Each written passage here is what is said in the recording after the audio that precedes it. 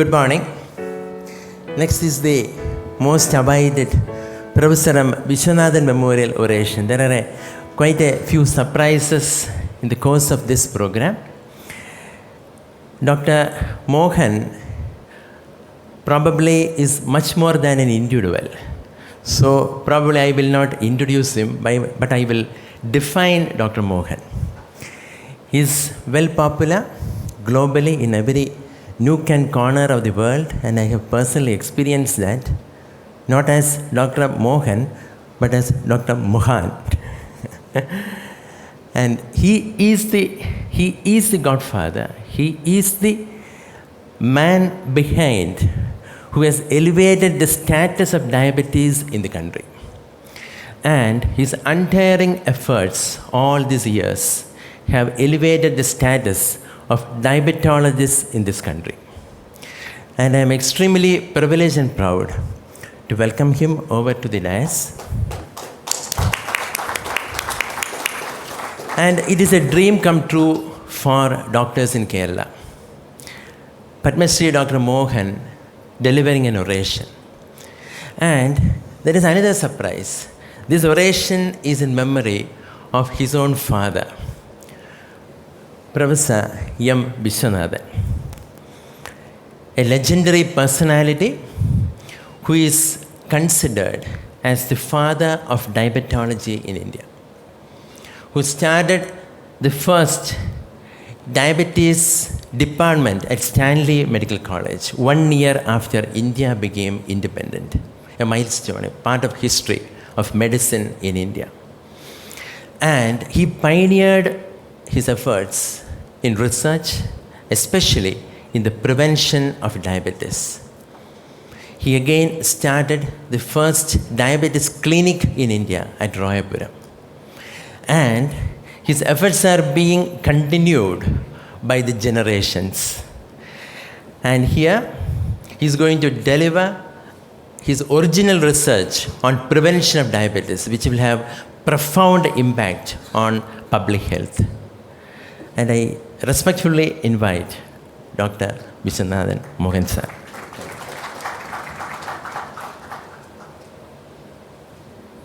Thank you, Dr. Jothydev, for that very generous introduction and for the kind words. Good morning to all of you. It's a great privilege to have in the audience my aunt, Dr. Subhadra Nair, younger sister of my father, Dr. Viswanathan, and the oldest member of the family, now alive. And so I'm great privilege to talk before her. Probably in all my life, it's the first time that I'm talking in front of my aunt. So I dedicate this talk, of course, to my father, who was not only my father, but my mentor. I had a unique opportunity, which I think very few doctors in the world would have had, and that is to start working with him when I was 18 years old, to start working with him actively in diabetes. In fact, I took up medicine only to work with him in his diabetes center. So that actually was a big bias. I went through the medical college, but also a great honor. And as Dr. Jothydev just mentioned, he is called as a father of diabetology in India. And he was far ahead of his time in his thinking. And if today I stand before you, it's because of him. I wanted to keep this as a surprise for my aunt. Now, this is an early picture of me with my father taken in Germany about 30 years ago. This is my grandmother, my father's mother, who was the first doctor in the family. She also belonged to the Stanley Medical College, that time called as Royapuram Medical School. The Stanley Medical College wasn't even started. So she was actually the first generation doctor, and then my father and aunt, and now me, and now my daughter, and so on. So several generations all started. This is my mother, probably taken at the time of the wedding. Auntie, I didn't even know when the picture was taken, but you can see, I think my aunt was then a medical student probably. She's also from Madras Medical College, my alma mater. And this is a picture with my aunt. Definitely like to thank Jothydev, his wife Sunita, and the whole team here for inviting me to be here today. So I'm going to talk about diabetes is preventable, but I'll put it to you that we all have to work together. And I always keep telling people that doctors cannot prevent diabetes. You have to have multi-sectoral approach, and the public have to be involved if you really have to prevent diabetes. I'm going to start with this slide, which I helped my father to make many years ago. And my father used to say that diabetes in Indians is a migrant Indian phenomenon. And the reason he used to say that, yes, we have the genes, but the environment is seen when the Indian migrates abroad. So the original ICMR study, the multi-center ICMR study done in 1972, showed that in urban India, about 2% of Indians had diabetes, and in rural areas was 1 to 1.5%. But he used to show this slide and show that when Indians migrate, when they go to the UK, US, Tanzania, Fiji, South Africa, Malaysia, Singapore, wherever they went, there was a huge increase in the prevalence of diabetes in Indians as compared to any other race that had been studied. So if in South Africa we compare the whites and the blacks, the Indians would have the highest. If you're in Malaysia and Singapore, if you compare the Malays and the Chinese, Indians have to have the highest. And so on and so forth. Every single place where they studied, Indians had the highest. So my father used to say that it's a migrant Indian phenomenon. Okay, and it's very impressive to see these. These are taken at different points of time, and therefore the actual rates may vary, but in every case, the ethnic group there, the local ethnic group there, would have about half the prevalence of diabetes in Indians. But the clock has now gone a whole circle, and over the years, the prevalence of diabetes has increased in India. This slide can be criticized by saying that they're not done using the same methods, sampling frames are different, they're done using different methodology, different criteria, so be it. But the story is still very clear.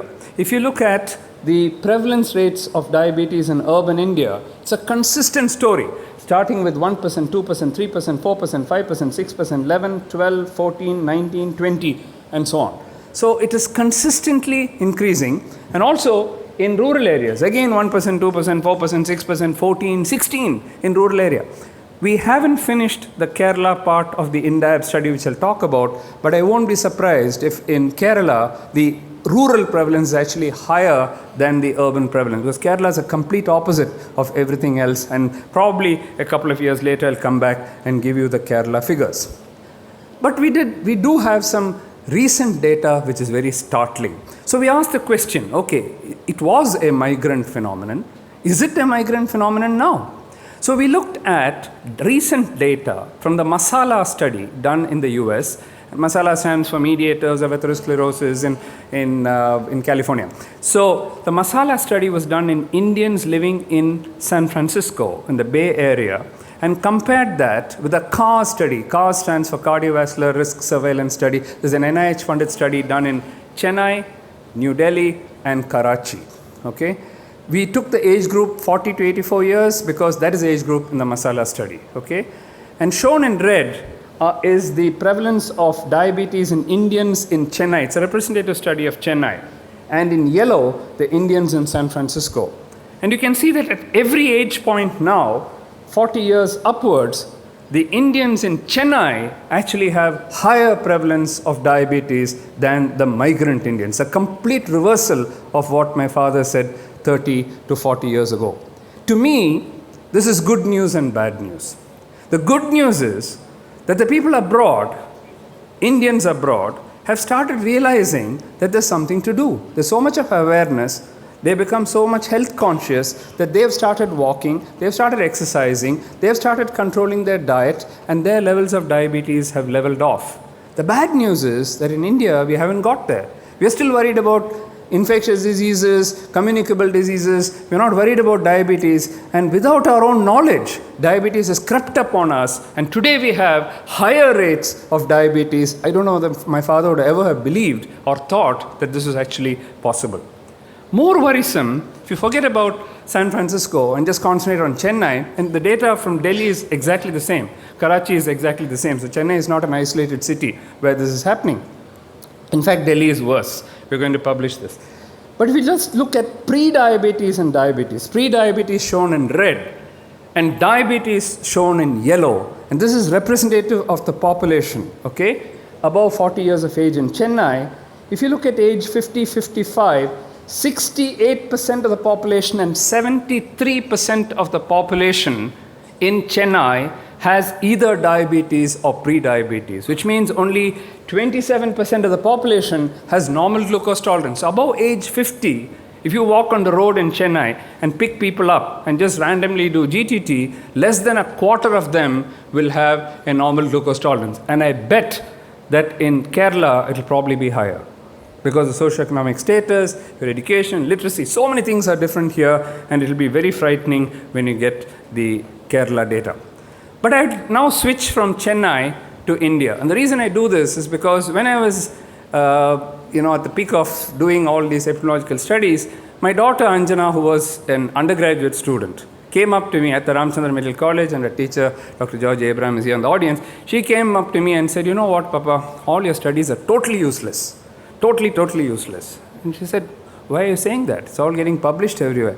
You just do one city and then you talk about India and so on. Chennai is not India." So I said, "What are you trying to tell me?" "Oh, we should do an India study." I said, "India study, the whole of India?" She said, "Yes, I want to do this India study." So with the help of Dr. Ashok Kumar Das and other collaborators in the room, and with the support of Dr. N.K. Gambuli, of course I kept putting her off. Then she finished her MD, and then she came back and said, "Where is that study? Where is that study?" So I finally told ICMR, and they said, "Take it. Do the whole study, but you have to do every state in India. Okay? We won't give you piecemeal, there'll be politics. So we're going to give you every state in India. If you're prepared to do, we'll give you the study." So thus was born the ICMR INDIAB study, and Dr. Ashok Madas is one of the expert committee members, has been guiding this and very much an author in this paper as well. So this study, the first phase of it's being done in phases, and the first 4 states when they were completed, north, south, east, west, we just selected 4 states, and when that was published, we had the first data from India, and this number of 62.4 million people with diabetes came up. But look at this. Pre-diabetes, which is the stage before diabetes, is 77 million. So it looks as if the epidemic is not over, and I'll show you more data about that. So now comes the question, is the epidemic going to slow down or not?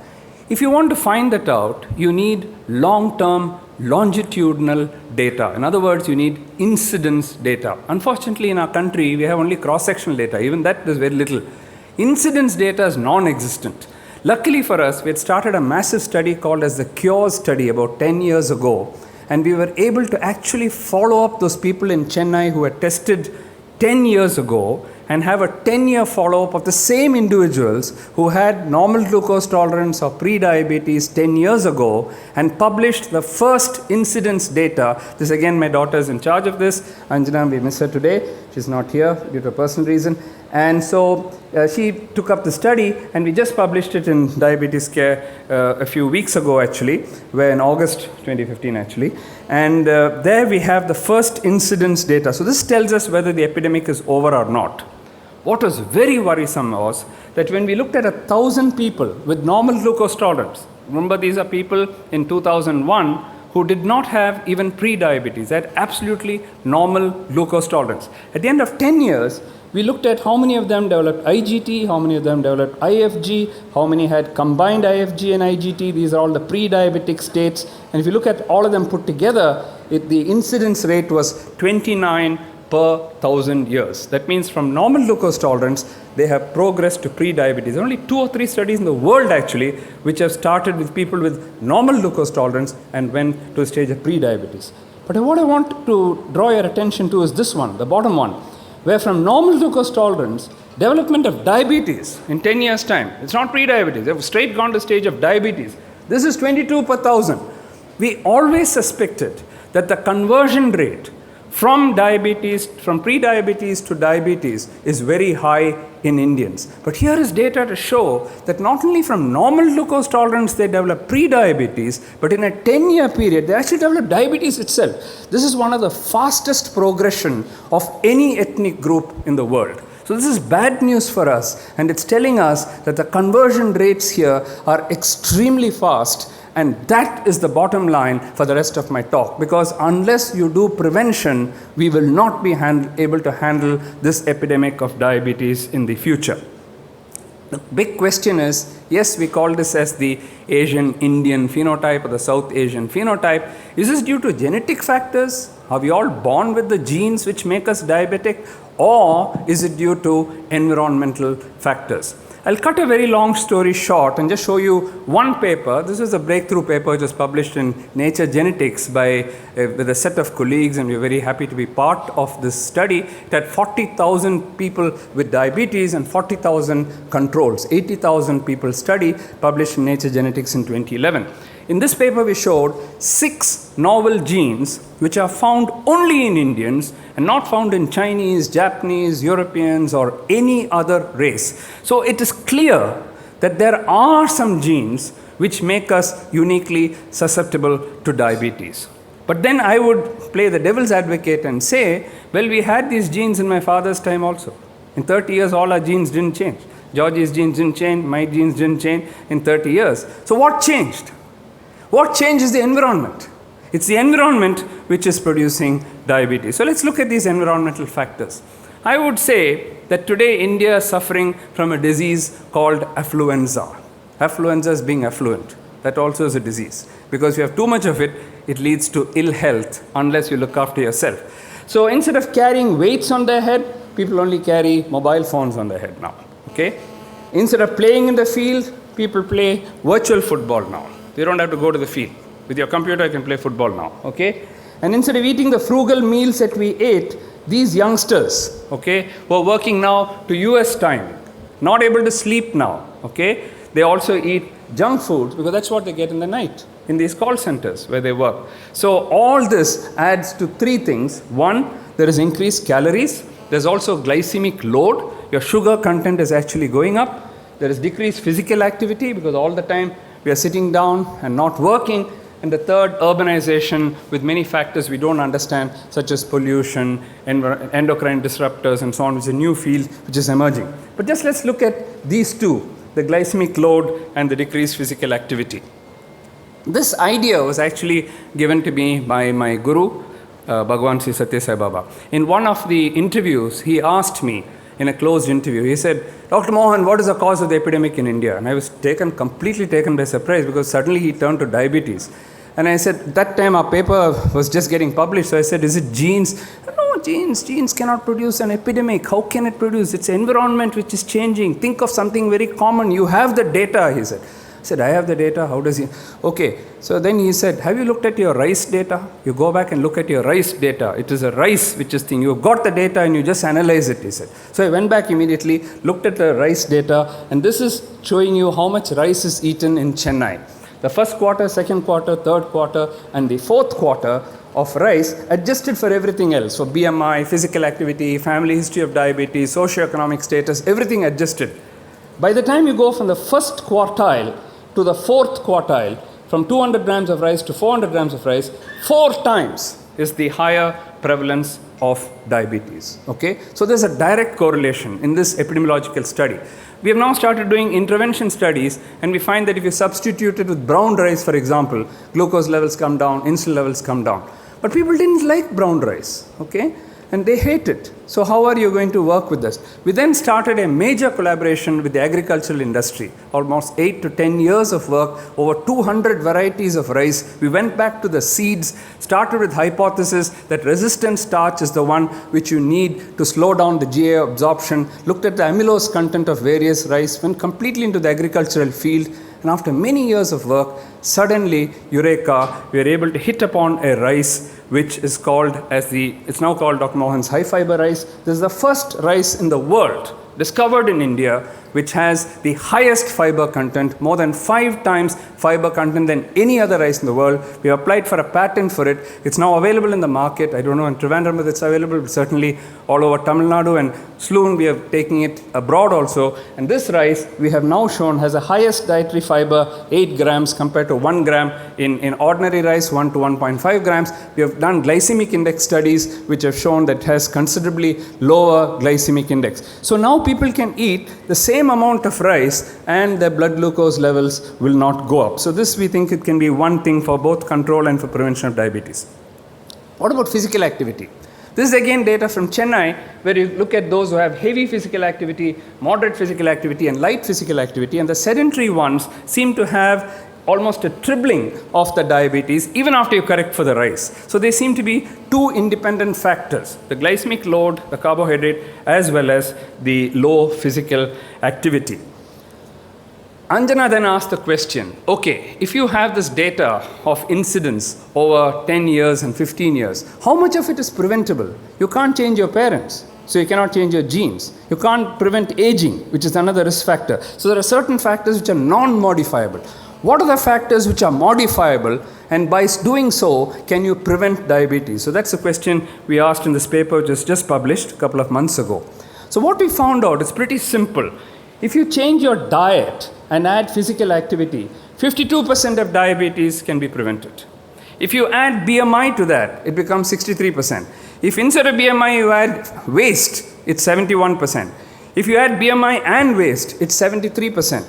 If you add hypertriglyceridemia to that, it's 75%. And if you add low HDL to that, it's 80%. So it turns out that just 4 or 5 simple factors, if we work on, almost 80% of diabetes can be prevented. So that's a good news which has come. I'll now show you 2 success stories before I finish, both from Chennai. So this is the first epidemiological study that we did, called as the CUP study, or the Chennai Urban Population Study. What we did was we took a middle income group in Thirumangalam, and you can see their middle income group. Some of them have cars and they live in flats such as these, and we had about 500 people in that. That's called A-shared colony. The other was a slum, it's a Bharati Nagar slum in T Nagar. We were just 5 miles apart, and we asked a simple question, believe it or not reported in the world literature at that time. We talk about urban-rural differences, but are there intra-urban differences? Within a city, is it different? One part of Trivandrum, is it different from another part of Trivandrum? We don't have such data. So this was the first study that we did. There was no big surprise, although it got published in a British journal because there's no data, that the middle income group actually had double the rates of diabetes because they were more obese, they had less physical activity, they ate more, and all the diabetogenic factors they had. These are poor people who had a host of other problems. They had tuberculosis, they had all kinds of other alcohol problems, infectious diseases. They were not worried about diabetes. My father had always told me, when you do a research study, try to make it relevant to the community. Don't just publish a paper for publishing paper's sake. Try to make it relevant to the community. So we left this group alone because they were not interested in diabetes, and went here also because in India 80% of people are middle income. The very rich are a small part and the very poor are a very small part. 80% is middle income. So we said let's focus on this group and see whether they are ready for prevention of diabetes. Okay? So this video shows you, if it works, the A-shared colony, and just next to the A-shared colony was a plot of land. So we went and told these people, look, you have a very high prevalence of diabetes, 12%, and the rate is growing. You'll probably reach 20%, 25% in the next few years. This was in 1998. So I told them, can you do something to increase your physical activity? They went to the government, and the government said, no, we don't have money. We can't build a park and so on. So raising their own money, these people built the first private park in Chennai using their own funds. They paid for it, they pay for the maintenance. If you see the Tirukural quotations are there, there's piped music, and people started using these parks. Even children have a place to play now. So the big question then came up, okay, this happened, but will they keep it up, number one?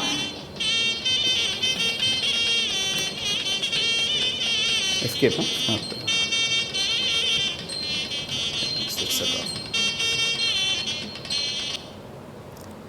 No, go back to that. No, go back. No, not that. Go back to the original presentation.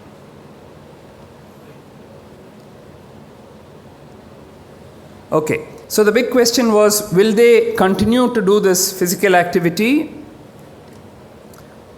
So it turned out, when we went back 3-4 years later, from the original 13% of people who did exercise, it went up to 52%. This is a 277% increase in exercises.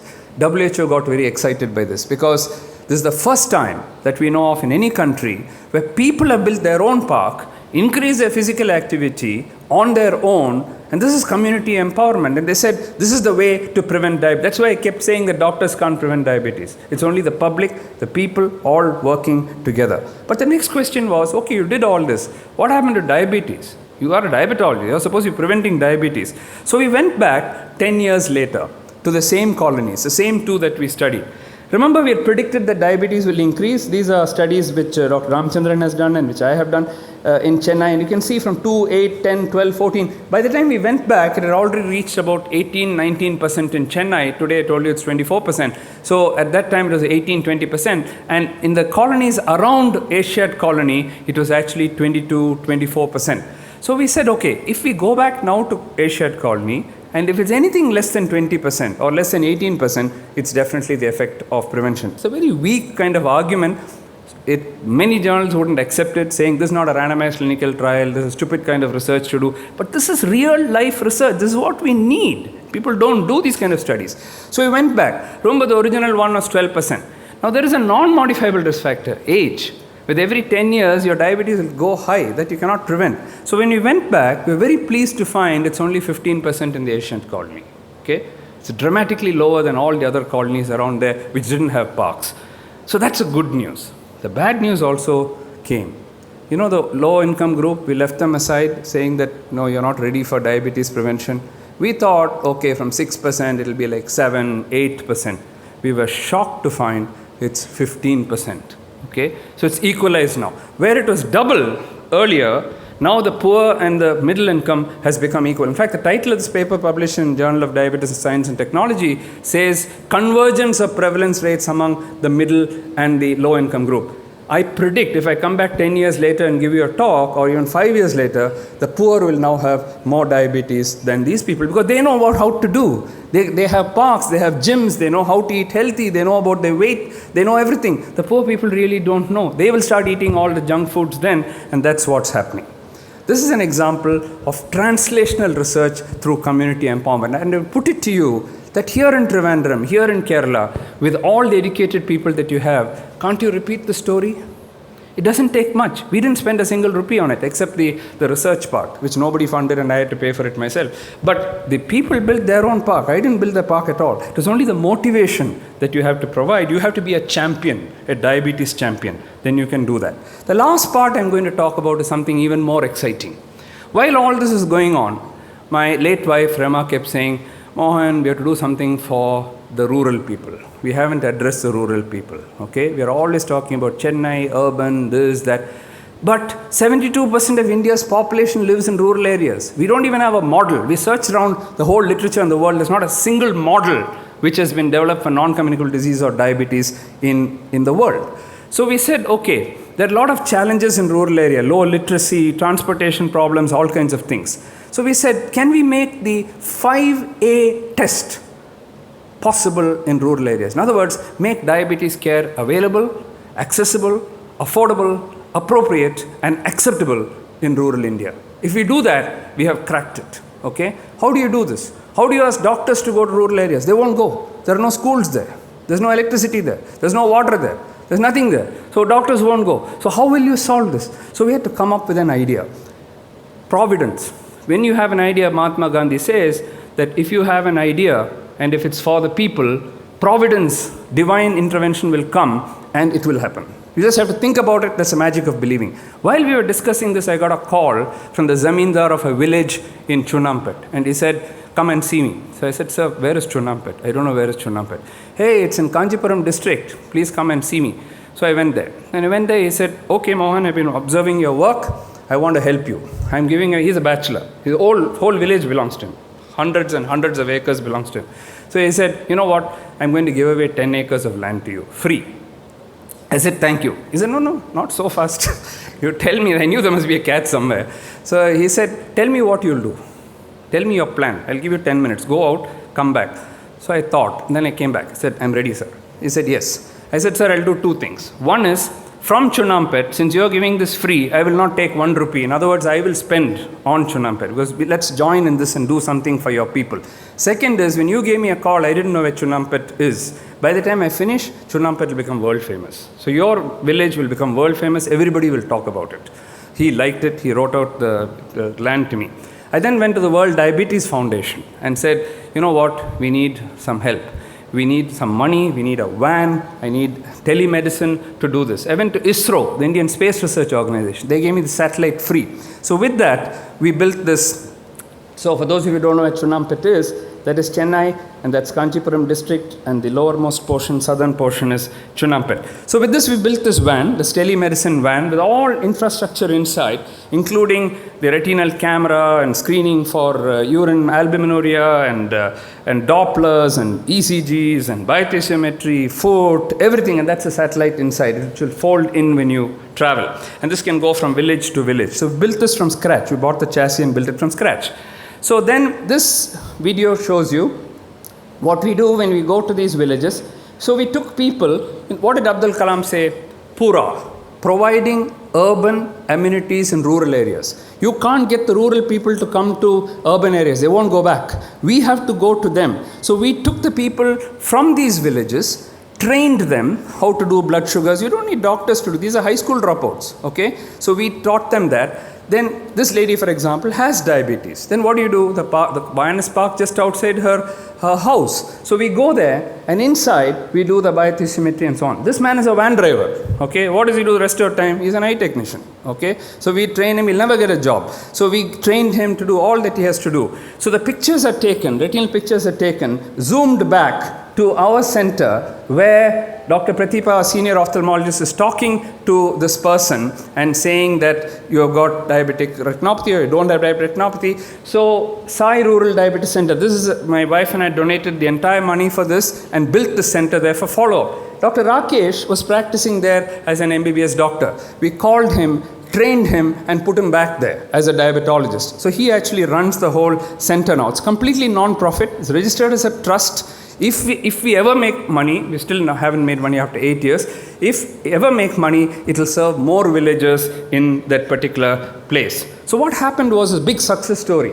I'm to my last slide. So 42 villages in and around Chunampet we took, trained people regarding diabetes awareness, about 2 lakh people, screened the entire population, 50,000 people, 27,000 adults, screened them entirely for their complications, got the first rural data on every complication of diabetes. I don't think there's any data in the world except this one.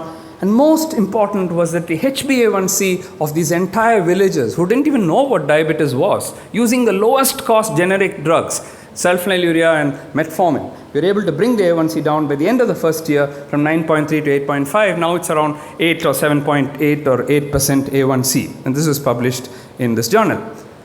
Quickly, the world started waking up to this, and the Lancet, when it wrote a series of articles on India and healthcare, highlighted the Chunampet Rural Diabetes Project and concluded that the Chunampet Rural Diabetes Project thus seems to be a good model for delivering preventive and therapeutic diabetes healthcare to rural areas. Very soon, we had CNN at our door, we had Discovery Channel. So Discovery Channel came and showed this 8 times. They did a half-an-hour program on Chunampet, which was shown 8 times.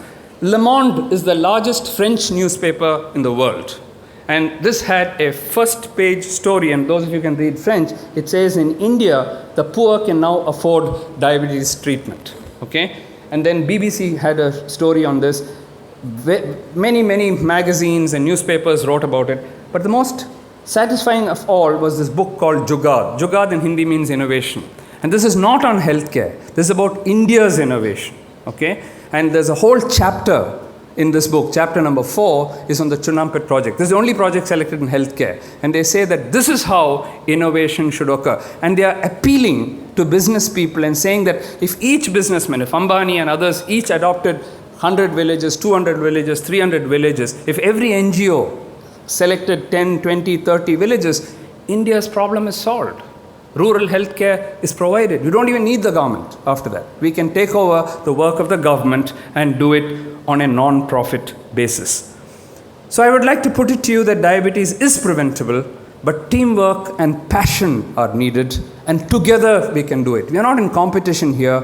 All of us have to work together, and we have to involve the public as well. These are the people from Chunampet who have now got jobs, who didn't have a job, who are carrying out this project. I would like to thank my late wife, Rama, my son-in-law, Ranjit, who is here, Anju, who couldn't make it today, and a whole team of people who have made this possible. Jai Hind. Thank you.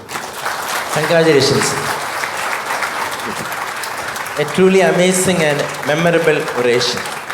And he was the first to generate evidence on the concept type 2 diabetes is preventable. On behalf of all the doctors and on behalf of JPEF, let us give him a standing ovation.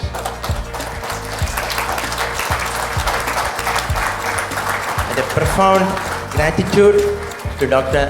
Padmasree Mohan for his precious time spending 2 days at JPEF in Trivandrum.